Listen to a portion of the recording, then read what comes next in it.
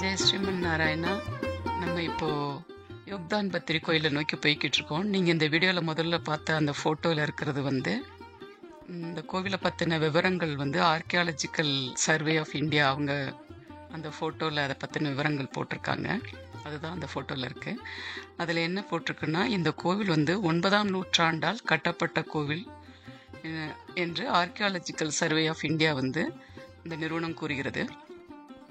இந்த கோவில் பத்ரிநாத் கோவிலிருந்து 22 கிலோமீட்டர் தூரத்தில் ஜோஷிமட் செல்லும் அந்த ஃப்ரீவேல பாண்டிகேஸ்வர் அப்படிங்கிற ஒரு வில்லேஜில் இது அமைந்திருக்கிறது.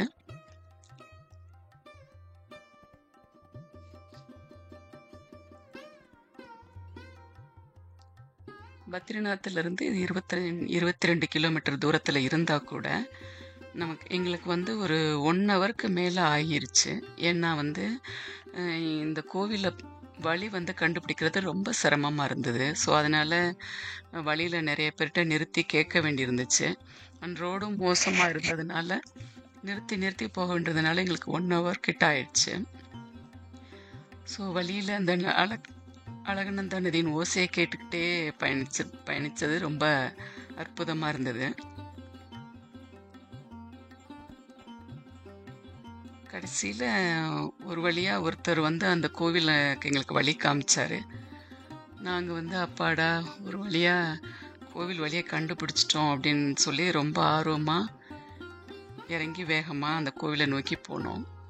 அந்த ரோட்டில் இருந்து அந்த கோவில் ரொம்ப பள்ளத்தில் இருந்தது. ஸோ நம்ம இறங்கி நிறைய படிகளில் போய் அந்த கோவிலை கண்டுபிடிக்க வேண்டியிருந்தது. ஸோ கோவிலை கண்டுபிடிச்சிட்டோம் அப்படிங்கிற ஆர்வத்தில் வேகமாக போனோமா, அங்கே கிட்ட போனதுக்கப்புறம்தான் எங்களுக்கு ரொம்ப பெரிய ஏமாற்றமாகவும் இருந்தது. அதே நேரத்தில் கொஞ்சம் ஆச்சரியமாகவும் இருந்தது. ஏன்னா இந்த கோவில் நாங்கள் தேடி வந்த யோக்தான் பத்ரிநாத் கோவில் இல்லை. ஆனால் அதுக்கு பதிலாக ஸ்ரீ குபேர்ஜி கோவில்னு சொல்லி எங்களுக்கு தெரிய வந்தது.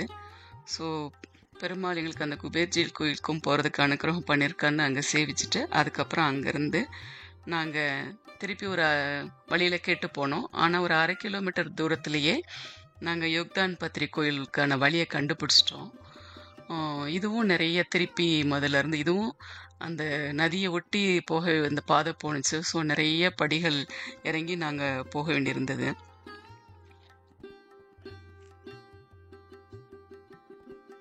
இந்த கோவில் அலக்நந்தா நதியின் இடதுக்கரையில் மிகவும் ரம்யமான சூழ்நிலையில் அமைந்துள்ளது.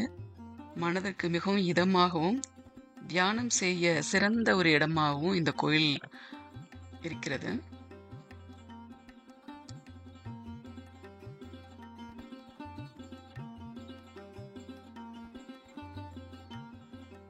இந்த ஊரோட பெயர் பாண்டவர்களின் தந்தையான பாண்டு என்கின்ற மன்னன் பெயர் கொண்டு அழைக்கப்படுகிறது. மன்னர் பாண்டு இங்கு சாபம் நீங்க தவம் செய்ததாக கூறப்படுகின்றது. அரசர் பாண்டு பிரதிஷ்டை செய்த விஷ்ணு விக்கிரகம் தான் நீங்க இப்ப இந்த கோவில்ல பார்க்கறது. ஸோ அரசர் பாண்டு பிரதிஷ்டை செய்ததாக புராணங்கள் கூறுகின்றது.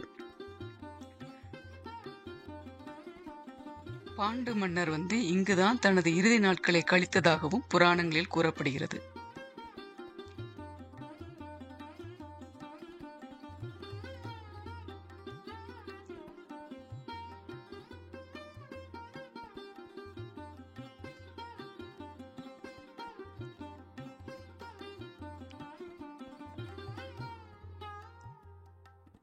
எங்களுக்கு கிடைச்ச பாக்கியம் உங்களுக்கும் கிடைக்க அந்த ஸ்ரீமன் நாராயணா அனுகிரகம் பண்ணட்டும்.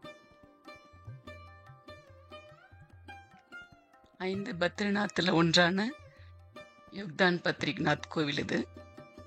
ஸோ 5 பத்ரிநாத் கோயிலில் நாங்கள் விஷால் பத்ரிநாத் பெருமாளை சேவிச்சிட்டோம், யோக்தான் பத்ரிநாத் பெருமாளையும் சேவிச்சிட்டோம். மீதி பத்ரிநாத் பெருமாளை நோக்கி நாங்கள் பயணிச்சிட்டு இருக்கோம். எங்கள் பயணம் அனுபவம் தொடரும். ஜெய் ஸ்ரீமன் நாராயணா.